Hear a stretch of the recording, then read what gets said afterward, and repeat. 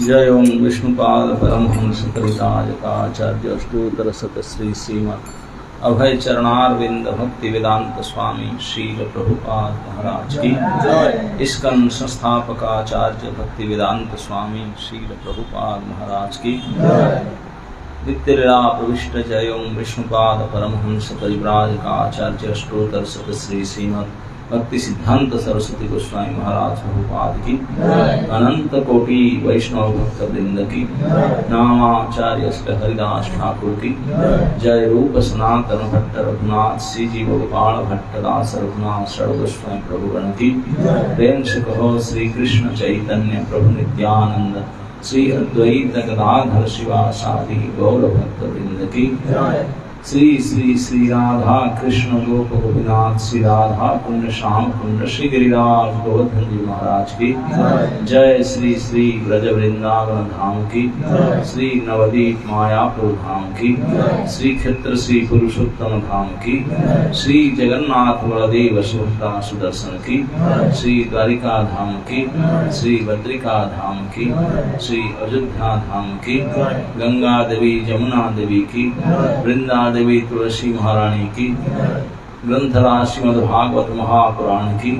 जुगधर्म श्री हरिनाम संकीर्तन की। हरे कृष्ण महामंत्र की। समवेत भक्त वृंद की। समवेत गौर भक्त वृंद की। हिताय गौर हरि प्रेमानंदी। हरे कृष्ण।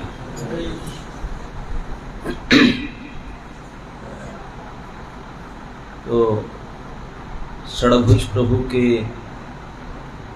कृपा से, उनके आयोजन से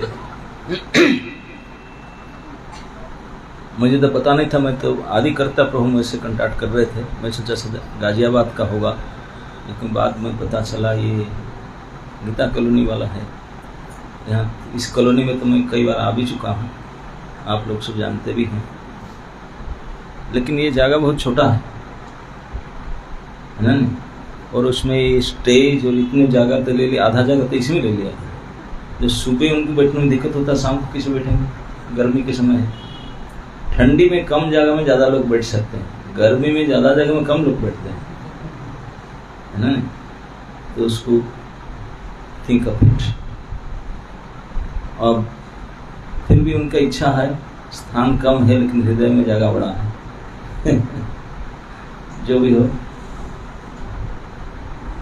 तो मैं जब उनको पूछा कि ठीक है, समय निश्चित हो गया, आपके जहाँ आप चाहेंगे वही कुछ बोलेंगे। क्या बोलेंगे, विषय क्या है, कुछ बोल नहीं रहे थे। तो फिर मैंने चर्चा किया आदि करता प्रभु से, तो भी बोले आप बोलिए जो बोलेंगे। तो मैंने कुछ उनको बताया, भागवत के एकादश स्कंद के लिए दत्तात्रेय 24 गुरु उपाख्यान करें, क्या नरसिंह चतुर्दशी प्रहलाद चरित करें, ध्रुव चरित करें, भरत चरित करें, या कोई और आप चाहते हैं कि कृष्ण लीला के ऊपर कुछ करें, जो आप बोले कुछ एक चरित करेंगे। क्योंकि लास्ट टाइम बलि चरित हुआ था इधर, वो भी पूरा नहीं हो पाया था जितने हो पाया था। तो उन्होंने पहले तो बोले थे ठीक है लेकिन तो कर सकते हैं, उसके बाद बोले नहीं थोड़ा हाई फिलोसफिकल हो जाएगा, यहाँ तो व्यवसायी व्यक्ति ज़्यादा है और कुछ लीला पर कथा होना चाहिए। तो लीला बताओ फिर, भगवान की लीला में वृंदावन मथुरा द्वारका, बोले कृष्ण लीला के ऊपर जो कुछ आप बोलेंगे चलेगा। तो मैं अभी कुछ दिन पहले बहादुरगढ़ हरियाणा में था ना, बहादुरगढ़ में गया था। वहाँ उनका कृष्ण बलराम शोभा यात्रा किया गया था। तो वहाँ पर मुझे बोला गया था कृष्ण बलराम के ऊपर कुछ लीला बोलने के लिए, रथ यात्रा के ऊपर विशेष करके। तो मैंने कृष्ण बलराम को वृंदावन से मथुरा ले आया था। मथुरा ला करके मथुरा में नगर दर्शन किए कृष्ण बलराम ने। नगर दर्शन कर भ्रमण करके first day in Mathura city they have spent, evening तक हो चुका है। उसके बाद मैं नहीं बोल पाया था, समय नहीं था। तो मैं सोचा बोले उससे कंटिन्यू करें आगे तक ना, वो ठीक। तो मतलब अभी कृष्ण के मथुरा लीला ही होगा, क्योंकि वृंदावन से आ गए हैं और द्वारका जा नहीं पाएंगे। उसके बीच में क्या क्या हुआ उसको वर्णन किया जाएगा। तो उसको अगर आप सुनने का इच्छुक है, शायद आप लोग को अधिकांश लोगों को पता भी नहीं होगा डिटेल कृष्ण मथुरा में कब से कब तक कितना साल रहे, क्यों रहे, क्या कर रहे थे, इसके बारे में प्राय लोगों को पता, क्योंकि भक्त लोग ज़्यादा वृंदावन लीला सुनते हैं, ज़्यादा फिर होगा तो क्योंकि भगवान बहुत समय 100 साल द्वारका में रहे तो उनके ये सब लीला सुनते। मथुरा का प्राय पता नहीं चलता, यदि भी जितना पता है कंस को मार दी बस, फिर क्या हुआ पता नहीं। तो इस बारे पर चर्चा होगा। एक दिन तो कंसबद्ध हो जाएगा, 1-2 दिन में, तो बाकी जो समय होगा भगवान ने फिर मथुरा में और क्या क्या किए थे द्वारका जाने से पहले, उसके ऊपर चर्चा करने की प्रयास करेंगे। तो जो इस लीला को आप सुनना चाहते हैं कृष्ण बलराम की, मथुरा ऐसे वृंदावन ही है, ब्रजमंडल के अंदर मथुरा ही आता है, तो उनकी ब्रज लीला ही है, लेकिन पर्टिकुलर मथुरा लीला के ऊपर चर्चा किया जाएगा। जो इसको सुनना चाहते हैं तो आप मैं इसलिए कहा कि ये शाम के समय रखें, क्योंकि अधिकांश लोग हैं जो ऑफिस जॉब आदि करते हैं, सुबह नहीं आ सकते हैं, तो हम बोले कि शाम को ये क्रम रखेंगे कंटिन्यूअस कृष्ण के मथुरा लीला के। तो प्रतिदिन शाम को ही रहेगा, तो आप शाम को आइए और जो नहीं आए उनको बुला कर लाइए। और सुबह सत्र में वो टॉपिक नहीं रहेंगे, क्योंकि हम जो अगर सुबह कहेंगे जो नहीं आ रहे उनको नहीं सुन पाएंगे, तो कंटिन्यूटी रखने के लिए केवल शाम को ही ये कृष्ण लीला का जो मथुरा लीला का कथा रहेगा।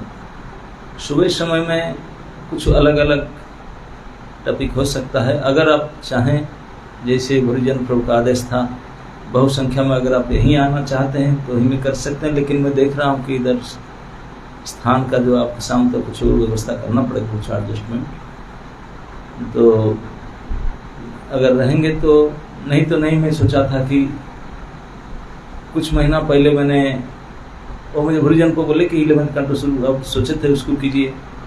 मैंने कुछ महीना पहले राजस्थान में एक जगह पर 11 कैंटो के दूसरा अध्याय भागवत धर्म का वर्णन किया था। वो संक्षेप में क्या था, 3-4 दिन का था, वो भी बड़ा विस्तृत। और निमि महाराज जो नवजोगिंद्र संवाद है, जो ऋषभदेव महाराज के जो 9 पुत्र जो जोगिंद्र हो गए, उनमें से जो 9 जोगी आए थे एक बार विजिट निमि महाराज के राजधानी में, तो महाराज निमि ने उनको कुछ प्रश्न किए थे, उनके उत्तर देते हुए एक एक जोगी एक एक प्रश्न के उत्तर देते हैं। पहले जोगी के जोगिंद्र के उत्तर का चर्चा हम किए थे वहाँ, वो था भागवत धर्म के बारे में। संक्षेप में किया गया था, पूरा नहीं होता था, तो मैं सोचा कि तो फिर दूसरे जोगिंद्र का वार्तालाप यहाँ शुरू करेंगे, अगर कंटिन्यूटी यहाँ रहेगा सुबह तो, नहीं तो जहाँ जाएंगे जहाँ उनका जो टॉपिक होगा वही करेंगे। जिस सेंटर में कोई भागवत चल रहा है, भागवत के जो क्रम चल रहा है उसको करेंगे। जैसे एक दिन अगर दिल्ली ईष्टप कैलाश मंदिर जाएंगे तो उनका जो चल रहा है वही होगा, किसी कुआड़ा की और जहाँ जहाँ होगा, नहीं तो अगर यहीं होगा तो यहाँ पर जो श्रीमद् भागवत महापुराण के एकादश स्कंद के 3य अध्याय के उसका मुख्य विषय है माया से मुक्ति। माया क्या है, उससे कैसे मुक्त पाया जा सकता है कि नहीं? हम लोग से माया में है कि नहीं? आप लोग कैसे नहीं कहेंगे कि नहीं है करके, जगत माया का है, आप जगत से तो बाहर है ही नहीं, तो you have no option to say नहीं हम बच कर किसी ने नहीं कह सकते, है ना? नहीं, कोई क्रिमिनल जेल में आजीवन कारादंड भोग रहा है, बोलेगा कि मैं जेल में थोड़ी ना हूँ, मैं सेटल हो गया अभी इधर, तो उनका बेशर्म पना है ना? नहीं, तो ऐसे नहीं कहा जा सकता। तो माया मया इदम जगत, ये जगत माया से बना हुआ है। तो निमि महाराज ने भागवत धर्म को चर्चा के सबसे पहले बोले हम क्या करें, हमारा कल्याण, जीवन कल्याण कैसे होगा, क्या कुछ ऐसे उपाय बताए। तो नवजोगिंद्र में से प्रथम जोगिंद्र ने उनको कवि हवि अंतरिक्ष, उसमें से जो उन्होंने कहे कि भगवान ने स्वयं अपने श्रीमुख से ये भोले भाले साधारण जीव के लिए जो उनके प्राप्ति के लिए जो मार्ग उपदेश किए थे उसको भागवत धर्म कहते हैं। तो इस भागवत धर्म ही भक्ति है और कुछ नहीं है। भगवान के भजन ही भागवत धर्म है।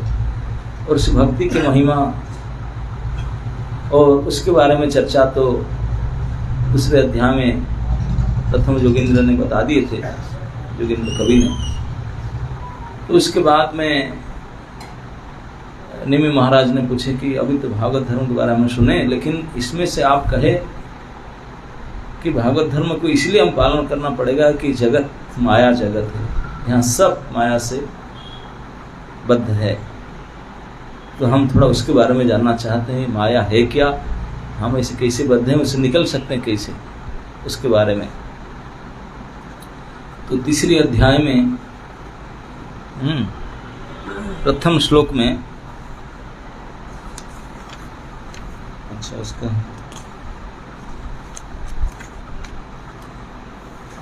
आज उस अध्याय के जो सारांश है इसमें लिखा है उसको पढ़ लेते हैं। हो सके तो फास्ट श्लोक और आगे फिर आप जैसे डिसाइड करें। अध्याय 3 के विषय वस्तु है माया से मुक्ति। इस अध्याय में महाराज निमि द्वारा पूछे गए जिन 4 प्रश्नों के उत्तर दिए गए हैं वे है माया के स्वभाव, माया के कार्य तथा माया के दुर्लंघ्य पास से मुक्त होने की विधि। निमि महाराज ने क्या क्या प्रश्न पूछे थे कि माया क्या है, माया का स्वभाव क्या है, उसके कार्य क्या है और माया से निकलने के लिए विधि क्या है। भगवान नारायण की दिव्य स्थिति तथा कर्मयोग की विधि जिससे मनुष्य सारे भौतिक कार्यों से मुक्त हो सकता है। समस्त कारणों के मूल कारण भगवान ने 5 तत्वों की सृष्टि की जिनसे बद्ध जीव को भौतिक शरीर बनते हैं।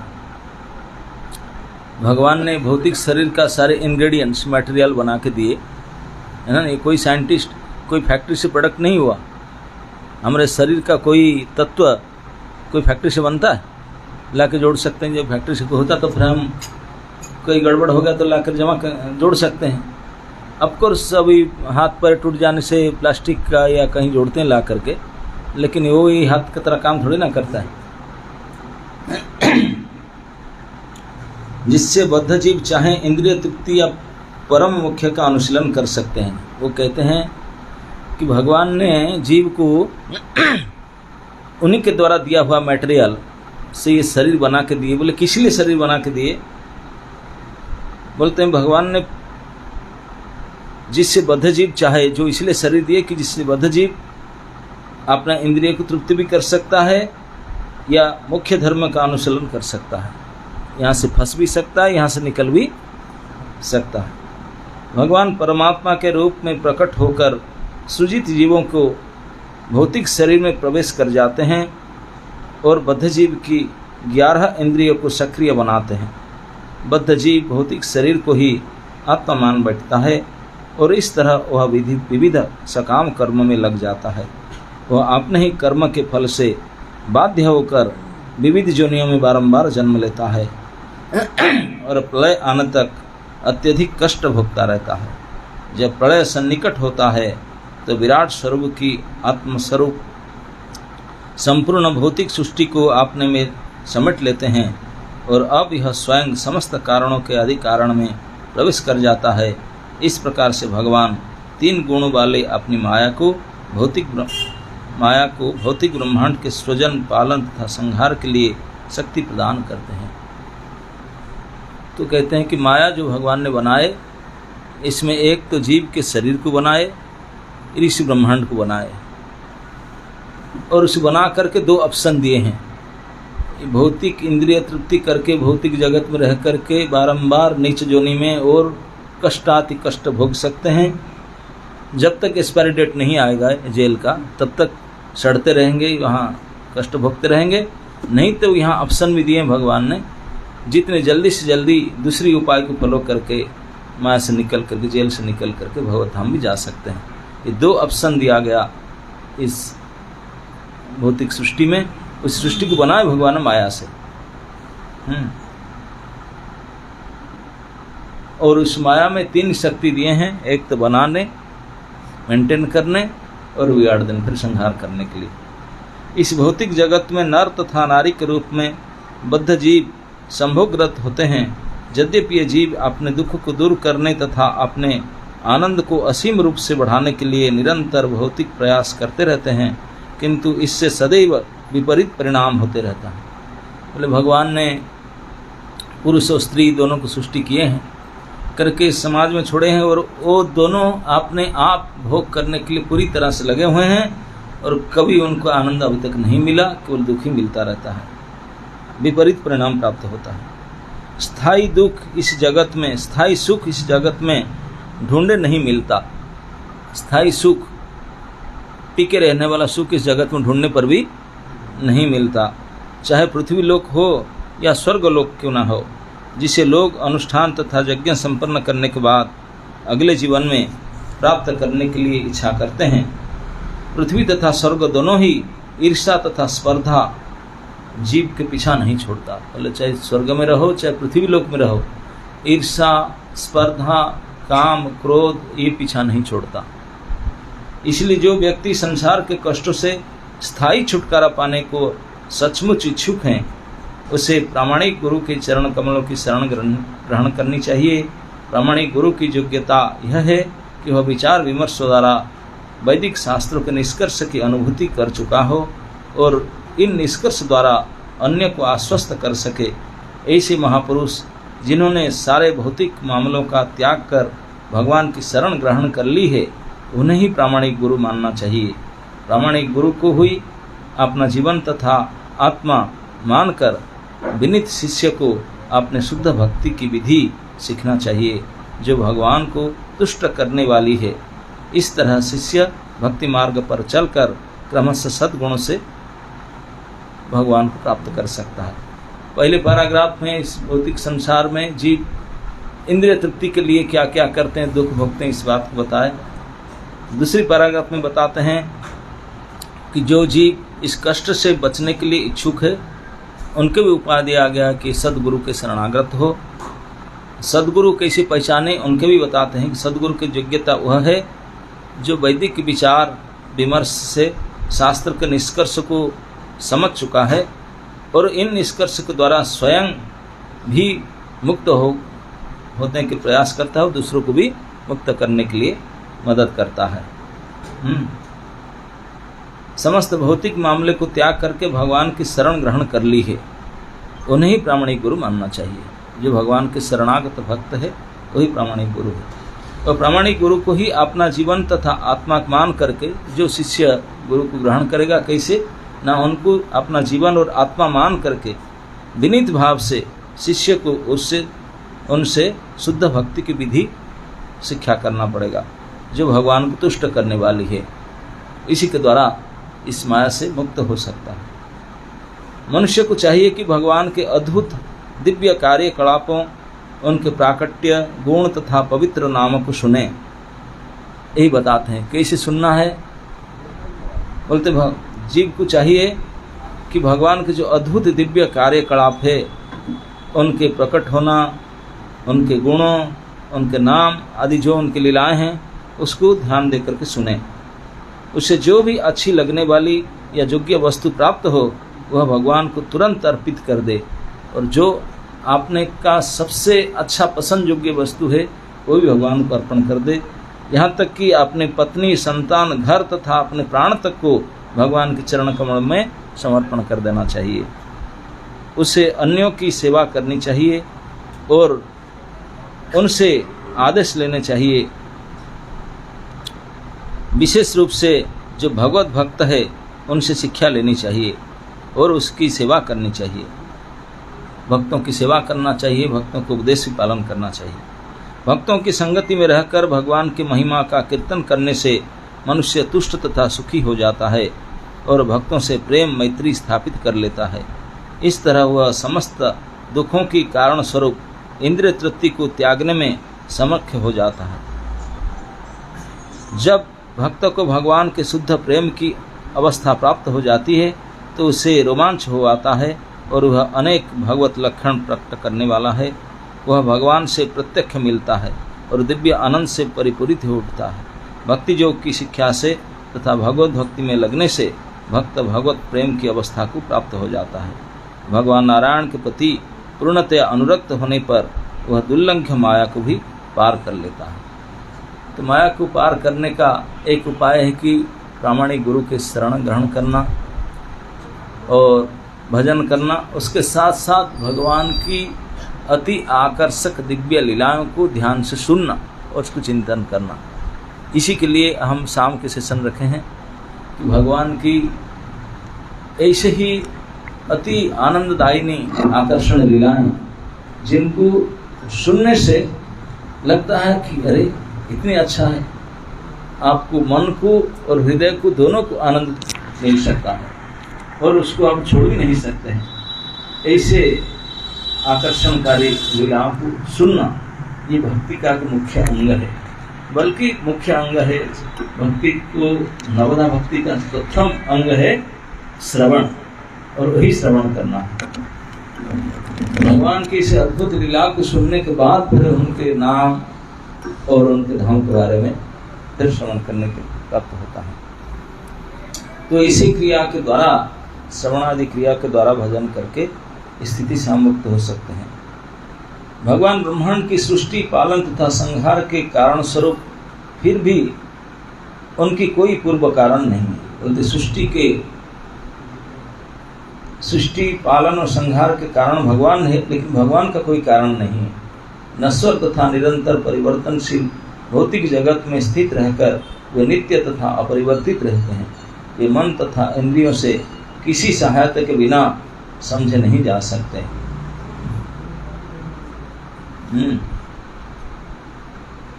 तो भगवान हमेशा रहते हैं, उनको कोई से लेन देन नहीं है, अपरिवर्तित रहते हैं। और वो ये कहते हैं कि वे मन तथा इंद्रियों से किसी सहायता के बिना समझे नहीं जा सकते। ना मन से समझा जा सकते, ना इंद्रियों से, ना और किसी की सहायता से भी भगवान समझ में नहीं आ सकते।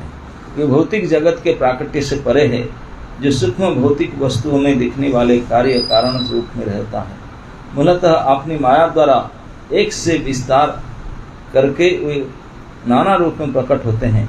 वे जन्म, विकास, क्षय तथा मृत्यु से सदैव मुक्त हैं और सर्वव्यापक साक्षी परमात्मा है, जो सारे जीवों की मनोवृत्तियों को निरीक्षण करते हैं। वे परम ब्रह्म हैं और नारायण कहलाते हैं। ये भगवान की स्थिति जो शास्त्र में प्राप्त होता है। यहाँ क्लियर बताया कि भगवान को किसी प्रकार से हम जान भी नहीं सकते।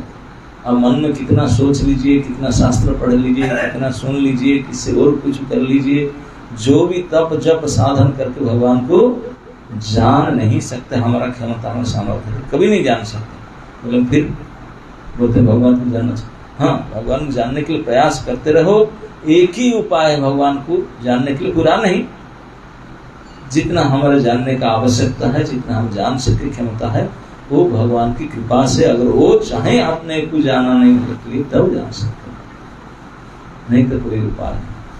सूर्य को देखने के लिए कोई लाइट जलाकर सूर्य को ढूंढ को देख सकते हैं? जब सूर्य उदय होगा उन्हीं के लाइट से उन्हीं वही देखा जाएंगे। सन लाइट से सन को देखा जा सकता है। ठीक इसी प्रकार भगवान की कृपा से भगवान को जाना जा सकता है, और कोई उपाय नहीं, किसी उपाय से नहीं जाना सकता। मनुष्य को चाहिए कि भगवान के अद्भुत दिव्य कार्यकलापों, उनके प्राकृतिक गुण तथा पवित्र नाम आदि को सुने, जो शाम के सेशन में यही रखा गया है। जब कोई व्यक्ति गंभीरता पूर्वक भगवान नारायण के चरण कमल में भक्ति करता है, तो उसकी प्रकृति के 3 गुणों के अंतर्गत पूर्व कर्म के फलस्वरूप हृदय के भीतर स्थित अशुद्ध इच्छाएं नष्ट हो जाती है। हृदय में जो प्रारब्ध कर्म बस जो नाना प्रकार के अनर्थ है, अशुद्धता है, वो भी नष्ट हो जाता है भगवान की कथा के श्रवण से। इस प्रकार हृदय निर्मल हो जाने पर वह भगवान को तथा अपने आप को दिव्य जीवात्माओं के रूप में देखता है। केवल भगवान की कथा श्रवण करने के बाद में उनका हृदय शुद्ध हो जाता है और अपने आप को और भगवान को दोनों को पहचान सकता है। दिव्य वैदिक वाङ्मय के प्रामाणिक अध्ययन से ही मनुष्य नियत कर्तव्य, इन कर्तव्यों के संपन्न न होने से अवर्जित कार्यों के अर्थ को ठीक तरह से समझ सकता है। ये शास्त्र के द्वारा अपने कर्तव्य अकर्तव्य को भी मनुष्य जान सकता है। इस कठिन विषय को कभी भी सांसारिक चिंतन से नहीं समझा जा सकता है। जिनको सांसारिक जीवन के चिंतन आदि से कभी नहीं समझा जा सकता, बड़े कठिन है, उसको इस भागवत श्रवण सत्संग से जाना जा सकता है। वैदिक आदेश मनुष्य को पहले सकाम धार्मिक कर्म करने की संस्तुति करके अप्रत्यक्षतः सर्व मुख्य के मार्ग पर ले जाते हैं। जिस तरह बच्चे को दवा खिलाने के लिए पिता उसे मिठाई देने के वचन देता है, यदि भौतिक इंद्रिय को न जीत सकने वाले अज्ञानी व्यक्ति भौतिक वैदिक आदेश को पूरा नहीं करता तो वह पाप में तथा अधार्मिक कर्म में प्रवृत्त होगा। इस तरह उसे बारंबार जन्म तथा मृत्यु का पुरस्कार मिलते रहेगा। दूसरी ओर यदि कोई व्यक्ति वेदों द्वारा नियम किए गए नियमित कर्म को अनासक्त होकर करता है और इसे कर्म का फल भगवान को अर्पित करता है तो उसे भौतिक कर्म के बंधन से पूरी तरह मुक्ति मिल सकती है। शास्त्र में प्रदत्त भौतिक सकाम फल वैदिक ज्ञान के वास्तव की लक्ष्य नहीं है, अपितु कर्म करने वाले रुचि जागृत करने के लिए होते हैं। तो कहते हैं कि बद्ध जीव मुक्ति होने का प्रयास को कभी इच्छा नहीं करता, भोग करने का इच्छा को पसंद करता, वो करना भी चाहता है। तो इसके लिए भगवान ने व्यवस्था भी किए हैं। जैसे माता पिता ने कोई पीड़ित शिशु को जो रोगग्रस्त है उसको ठीक करने के लिए मेडिसिन देते हैं। मेडिसिन कड़वा है, जो पेट में कुर्मी वगैरह हो जाते हैं तो कड़वा दवाई दिया जाता है, तो वो नहीं खाता, खाने के लिए रोता नहीं खाता है, तो उनको कुछ मिठाई देने के लिए वादा करते हैं या कोई शहद वगैरह से मिला करके इस प्रकार से देते हैं ताकि वो खा सके। ठीक इसी प्रकार इस भौतिक संसार से बंधन से निकलने के लिए भगवान ने जो व्यवस्था दिए हैं, कर्मकांड व्यवस्था ही है। पहले जीव को क्योंकि राजी नहीं होगा तो बोलते ठीक सकाम कर्म कर, जिसमें थोड़ा इंद्रिय भोग भी कर, संसार को सुख प्राप्त कर, लेकिन थोड़े समय के बाद फिर से निकलना पड़ेगा। तो इससे मिला करके उसको देते हैं ताकि इससे जा करके वो फिर निकलने के प्रयास करे। जिसको शास्त्र में दो वृत्ति बता गया, एक है इसको बोलते हैं कि निवृत्ति कार्य और प्रवृत्ति कार्य। प्रवृत्ति मार्ग और निवृत्ति मार्ग, दो मार्ग है वेद में। प्रवृत्ति मार्ग वो है जिसमें संसार की नाना प्रकार की सुख वासना से प्रवृत्त होना चाहते हैं, प्रवृत्त हो, लेकिन प्रवृत्त होने का लक्ष्य है निवृत्त होना, प्रवृत्त होना लक्ष्य नहीं है। प्रवृत्त होने के लिए इस नियम के अनुसार प्रवृत्त हो, ये नियम है, नाना प्रकार कंडीशन बंधन के साथ प्रवृत्त कराते हैं और उसके बाद में फिर निवृत्त भी कराते हैं। एक उसमें होता है प्रवृत्ति मार्ग और दूसरा एक होता है निवृत्ति मार्ग। उसमें प्रवृत्ति की काट दी, सीधा निवृत्ति सिखाते हैं और बिल्कुल उसमें हटा कर ले जाते हैं। तो ये दो मार्ग शास्त्र में बताया गया और उसमें निवृत्तिस्तु महाफला, निवृत्ति मार्ग सबसे श्रेष्ठ है, क्योंकि प्रवृत्ति मार्ग का लक्ष्य भी निवृत्ति प्राप्त करना है और निवृत्ति मार्ग का मार्ग निवृत्ति ही है। मतलब यहाँ से निकलना है ही है। निकलने के लिए थोड़ा फंस करके निकले, इसके लिए प्रवृत्ति मार्ग, और सूर्य से निकलने का उपाय करें। अगर हम कितने भी प्रयास करें ना निकले तो धक्का मार के निकाल दिया जाएगा, है ना? नहीं, हम संसार में रह सकते हैं क्या? ना संसार में, परिवार में, शरीर में, इस स्थिति में रह सकते हैं? ये सबको पता नहीं रह सकते। एडवांस नोटिस आएगा, गेट आउट। आपको थोड़ा चेक साइन करने के लिए टाइम नहीं दिया जाएगा, कुछ भी टाइम नहीं दिया जाएगा। Get out means get out, एक साथ धक्का मार के निकाल दिया जाएगा। तो जो कोई जेंटलमैन है, कोई भद्र व्यक्ति है, उनको पता है कि भाई ये घर में अब 9:30 बजे तक रहने नहीं देंगे, पीट करके धक्का मार कर बेइज्जत करके निकाल देंगे। तो जो जेंटलमैन है वो क्या करेगा? 15 मिनट आधा घंटा पहले से निकल के बाहर चले जाएंगे, धक्का के बेइज्जत की जाना ही है तो जाओ, वो बेटर है। वो उससे भी जो बेटर है, पर जाना ही तो फिर जाऊं क्यों? पहले से निकल के रहूं, जाऊं क्यों? ये है निवृत्ति मार्ग। लेकिन इसको सभी नहीं स्वीकार करेंगे, तो प्रवृत्ति मार्ग जाओ, लेकिन धक्का बेइज्जत होने से पहले निकल आओ। फिर उसको भी बताते हैं कैसे निकलना। तो ही है, तो निकलना अवश्य है, निश्चित है। तो इसलिए दोनों निकलने के लिए एक घुस करके निकलना, एक पहले से निकलना, ये दो ही मार्ग शास्त्र में होता है, प्रवृत्ति मार्ग, निवृत्ति मार्ग। इसी दोनों के बारे में बताया गया। नियम का पालन करते हुए भगवान हरि की पूजा करना चाहिए और वह मिथ्या अहंकार से बंधन से मुक्त हो जाना चाहिए। जब भक्त को वैदिक शास्त्रों के आदेशों को बतलाने वाले अपने गुरु की कृपा प्राप्त हो जाती है तो वह भगवान की अत्यंत आकर्षक किसी स्वरूप को पूजा करता है। इस तरह वह भव बंधन से मुक्त हो जाता है। पहले गुरु की कृपा प्राप्त करता है तो भगवान के बारे में सुन करके भगवान के कोई एक रूप के प्रति आसक्ति हो जाता है, तो इस रूप की उपासना करता है और उपासना करता है करके करके भव बंधन से वो निकल जाता है। तो ये इस अध्याय का सार है। मैं नहीं कह सकता हूँ कि अध्याय हम इस सत्र में पूरा कर पाएंगे कि नहीं, आप लोग कैसे साथ देंगे, लेकिन आज पहला श्लोक शुरू कर देते हैं क्योंकि 9:30 बोलने वाला है। भगवान भोग खा चुके हो, आप लोग को भी भोग खाने के लिए अब तैयारी में बैठे हैं। स्मेल आ रहा है अभी, आघ्राणम अर्ध भोजन। जब भोग आया, प्रसाद बन करके गया, इस रास्ते में आया और गया, सबको है ना, नहीं शास्त्र में कहते आघ्राणम अर्ध भोजन, स्मेल लेना ही आधा खा लेना है। इसलिए भगवान के भोग लेने के लिए नाक में कान में बांध कर ले जाना पड़ता है, क्योंकि आधा आप खा लेंगे तो भगवान क्या खाएंगे, उल्टा हो जाएगा, है ना। दृष्टि भी नहीं पड़ना चाहिए और ध्यान करने भी नहीं जाना चाहिए, ये है। तो आज पहला श्लोक। ओम नमो भगवते वासुदेवाय। ओम नमो भगवते वासुदेवाय। ओम नमो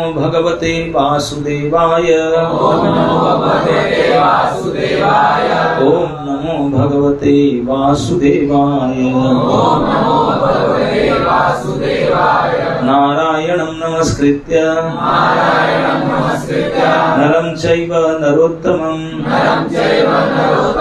देवीं सरस्वतीं व्यासं ततो जयमुदीरयेत्। कृष्णाय वासुदेवाय देवकी नंदनाय च नंदगोपकुमाराय गोविंदाय नमो नमः। श्रीमद्भागवत महापुराण के प्रथम स्कंद के एकादश स्कंद के तृतीय अध्याय के प्रथम श्लोक।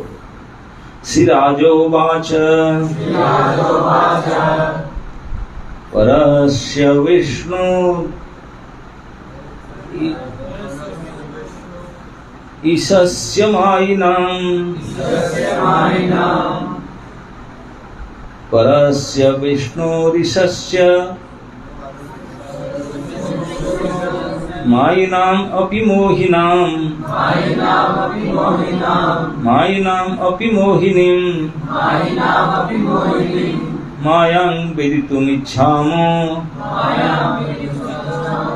भगवन्तो ब्रुवन्तु नः। इसका शब्दार्थ इस प्रकार है। श्रीराजोवाच, राजा ने कहा, परस्य परम विष्णु श्री विष्णु का, ईशस्य ईश्वर का, मायिनाम महान जोग शक्ति से संपन्न के लिए,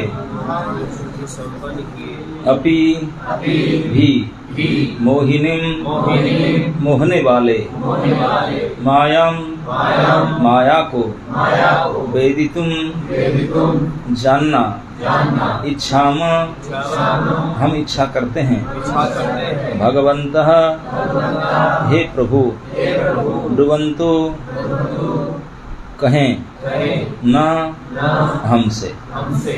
अनुवाद एवं तात्पर्य। राजा निमि ने कहा, अब हम भगवान विष्णु की उस माया के विषय में जानना चाहते हैं जो बड़े बड़े जोगियों को भी मोह लेती है। हे प्रभु, कृपा करके हमें इस विषय में बतलाएं। पूछे कि जो माया बड़े बड़े जोगेंद्र देवेंद्र को मोहित कर लेता है, उसके बारे में थोड़ा हमको बताएं। राजा निमि ने नवजोगेंद्र को पूछे। तात्पर्य में प्रभुपाद जी की वरिष्ठ शिष्यगण में लिखे हैं।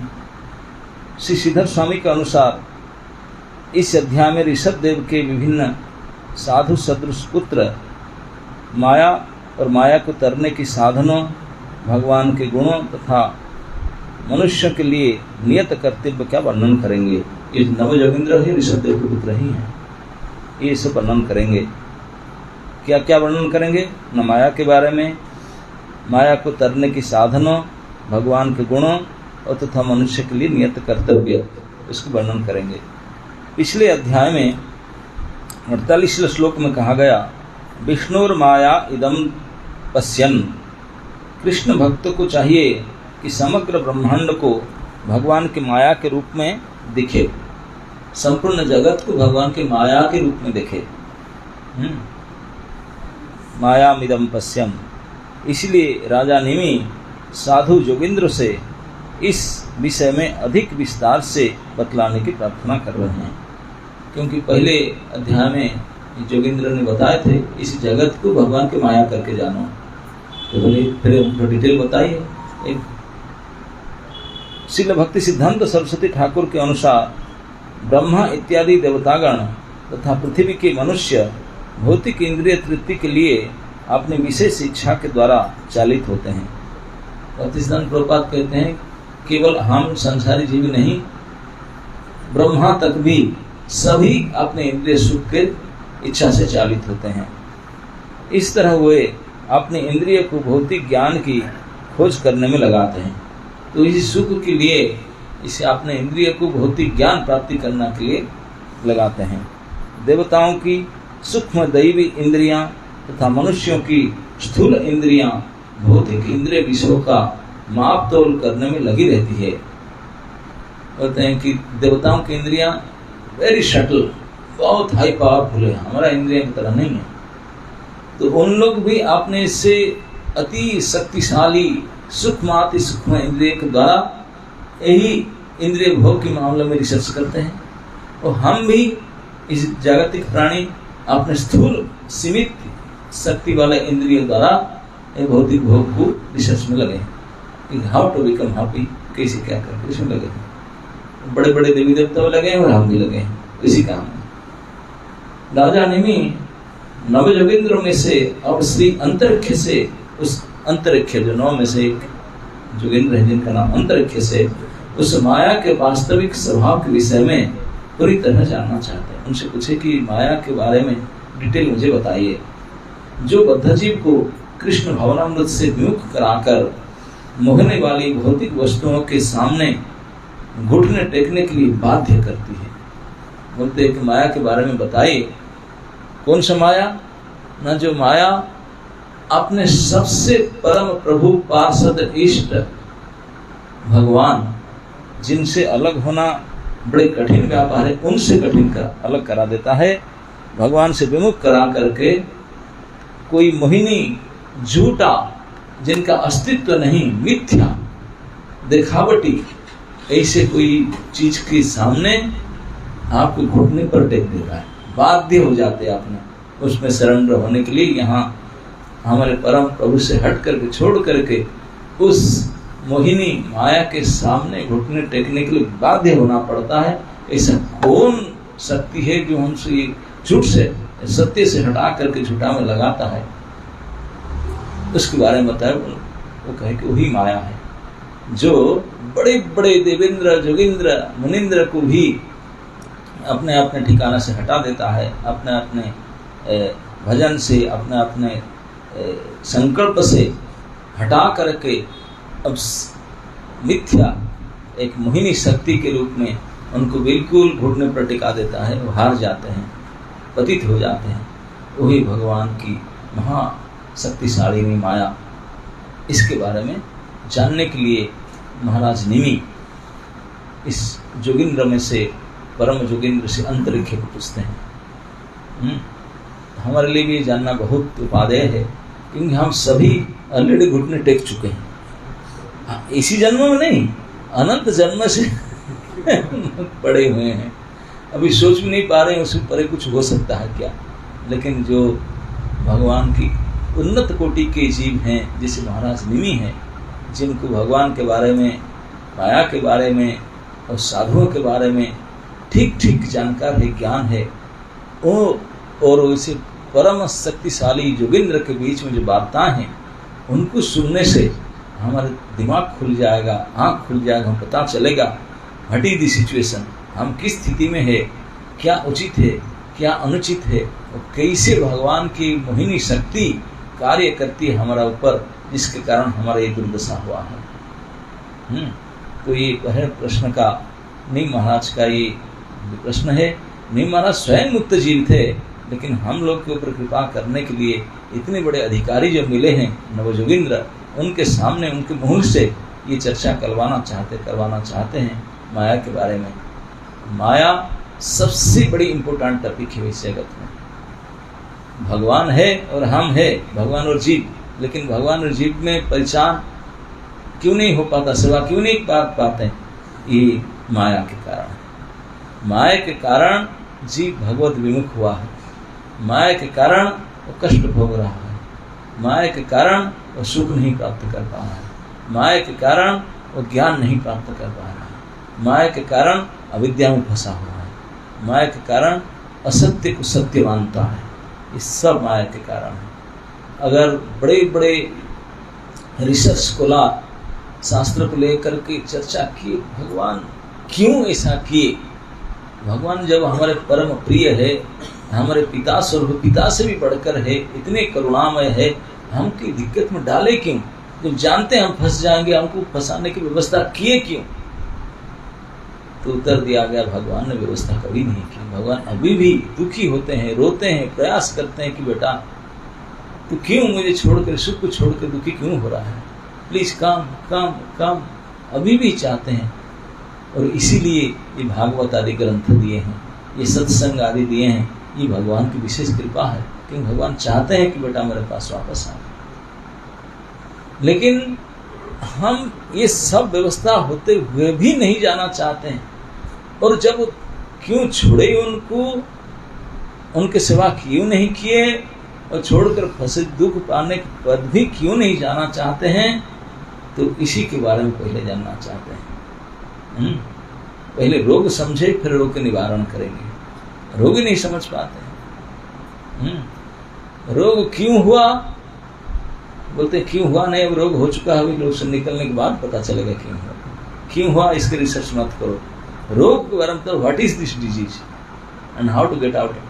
ये बीमार क्या है, वो कैसे निकला जा सकता है। बोलते बीमार आप दुख के कारण है माया, कृष्ण भूली से जीव अनादि बहिर्मुख, कृष्ण भूली से जीव अनादि बहिर्मुख, अतएव माया तारे दिए संसार आदि दुख। ये बात है। भगवान अच्छा करे। हाँ, बोलते हैं कि अनादिकाल से बहिर्मुख हुआ। क्यों बहिर्मुख हुआ? कृष्ण के बहिर्मुख हुआ का मतलब ये मत से कृष्ण के मुख करके हम खड़े थे, नहीं। कृष्ण के मुख करने के लिए कृष्ण बोले। हमारा जो उत्पत्ति हुआ ओनली टू सर्व कृष्ण, हमारा उत्पत्ति हुआ कृष्ण की ओर मोड़ करके, कृष्ण सुख में सुखी होने के लिए, कृष्ण सेवा करके सुखी होने के लिए। लेकिन वहीं से हम गड़बड़ी किए, कृष्ण की ओर मुंह न देख करके माया की ओर देखे, वहीं से विमुख हो गया। इसलिए उसको अनादि बहिर्मुख कहा गया। क्योंकि कईयों का मन में होता है कृष्ण के साथ रहकर यहाँ से क्यों छोड़ दी, कृष्ण तो थापड़ मार के पास में रख लेते, नहीं कृष्ण के पास हम गए ही नहीं थे। जाते तो इस महाआकर्षण से फंसने आना संभव नहीं है। जब तत्वाना निवर्तन थे, वहां जाने से आने का संभव ही नहीं है। लेकिन भगवान से ही आए हैं, भगवान से आए थे भगवान के पास जाकर सेवा करने के लिए। लेकिन भगवान से आते ही हमारा नजर यहाँ पड़ गया, नीचे की ओर हो गया। दो साइड है ना, इधर और इधर। हम ऊपर को दृष्टि न कर नीचे को दृष्टि किए, नीचे माया रूपी दाइन बैठी थी, बोले आ जा, मैं हूँ इधर, तो फंसा, हम इसी में फंस गए। इसी बोलते अनादि बहिर्मुख। बहिर्मुख होने का रिजल्ट क्या है? बोलते अनादिकाल, जब से सृष्टि हुआ तभी से बहिर्मुख हो गया। सन्मुख हुआ ही नहीं था। सन्मुख एक बार भगवान के सम्मुख होकर के बहिर्मुख हो नहीं सकता, संभव ही नहीं। लेकिन सम्मुख होने के लिए जाते जाते सम्मुख होने से पहले ही बहिर्मुख हो गया, विमुख हो गया, मैं ऐसे फंस गया। क्योंकि एक बार जब भगवान के मुख सौंदर्य को देख ले तब माया का ताकत ही नहीं कि उसको फंसा सके, कि भगवान के पास माया जा सके। माया कभी विलिज्यमाना, सर्व करता भगवान के सामने जा नहीं सकता। तो जो भगवान के सामने माया कैसे फंसा रहा है, संभव ही नहीं है। लेकिन हम भगवान के पास जाते समय रास्ते से ही हमको गुमराह कर दिया गया। भगवान पर पहुंचे नहीं थे, जा रहे थे भगवान की सेवा करने के लिए, रास्ता से हमको माया ने अपने रूप दिखा करके फंसा गया। हम फंस गए वहीं से देख कर। इसलिए अनादि बहिर्मुख कहा, कृष्ण भूली सही जीव अनादि बहिर्मुख। कृष्ण भूल गया, अनादिकाल से बहिर्मुख हो गया, इसलिए माया का दे संसार। और माया उस संसार से ला करके अनादिकाल से, कब से पूछो मत, अनंत अनंत जन्म से हम ही सड़ रहे हैं, दुख भोग रहे हैं, और सुख का तो लेस मात्र भी नहीं, प्रयास करने पर भी। तो ये है ये माया। जिन माया इतनी महाशक्तिशाली है कि हमको खींच लिया। बोले माया कितनी शक्ति कैसे? भगवान बोलते हैं, भगवान बोलते हैं कि माया का अपना कुछ नहीं, माया भी जड़ है, माया भी जड़ है। जैसे ये माइक्रोफोन के सामने हम कहते हैं ये तो जड़ वस्तु है, ये आपने तक को साउंड कैसे बड़ा साउंड करे कैसे पहुंचाता है? अगर ये करंट चला जाए तो चलेगा नहीं। बोले शक्ति उनका नहीं है, शक्ति और किसी का है। तो माया में शक्ति नहीं है हमको फंसाने वाला। बोलते किसका शक्ति? भगवान तो मेरी शक्ति, मम माया। ये माया और किसी का नहीं, मेरा ही है, इसीलिए इतने शक्तिशाली। तो इसलिए इसको कोई पाप नहीं कर सकता, क्योंकि भगवत शक्ति संपन्न है। माया का अपना शक्ति कुछ भी नहीं, भगवान ही माया के द्वारा काम करते हैं, भगवान ही। तो इसलिए उसके बाद तो भगवान की माया ही इस सृष्टि को बनाया, इस सृष्टि के रूप मन नाना प्रकार के सब कुछ भगवान की माया है। तो इसी के बारे में डिटेल जानने के लिए अभी महाराज निमि ने जोगिंद्र को पूछे हैं। आगे उनका वर्णन किस प्रकार वो करेंगे इस माया के बारे में, अगर आप लोग सब साथ देंगे तो सुना जा सकता है कि व्हाट इज माया, है ना। माया के बारे में चर्चा तो कई बार हुआ है, अनेक अनेक स्थान पर भी भगवान ने स्वयं उसको शेयर किए हैं।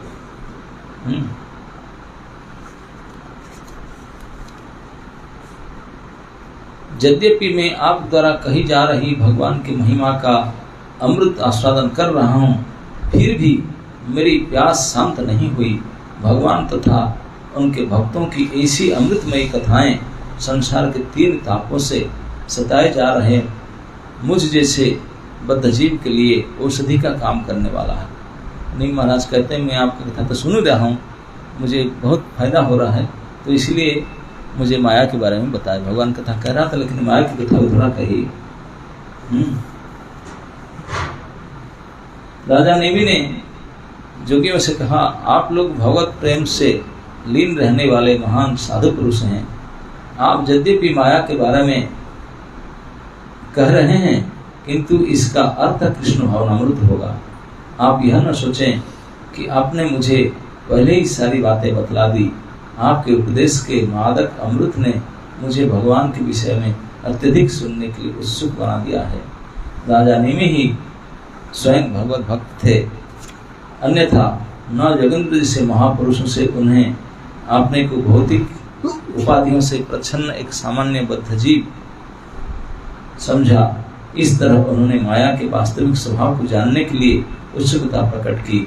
उससे ये माया द्वारा जिससे ये माया द्वारा भव संसार में गिराने की भावी प्रयासों से बच सके। तो माया के बारे में जानने के लिए ये उत्सुकता रखते हैं, पूछते हैं कि जिसके द्वारा हम लोग भगवान से हट करके इस संसार में फंसे हुए हैं, इस मोहिनी माया के बारे में मुझे बताइए। 2 श्लोक में बोलते हैं कि मैं सुनना बहुत चाहता हूँ, आप और बताइए। यद्यपि आप पहले भगवत धर्म वर्णन कर चुके हैं, लेकिन इसमें आप कहे कि भगवत धर्म वर्णन में भगवत धर्म हमारा उचित कर्तव्य है, एकमात्र कर्तव्य है, लेकिन ये संसार माया से बना हुआ है और इस वही मोहित करता है ना। इसके बारे में थोड़ा बताइए, हम क्यों नहीं कर पाते हैं।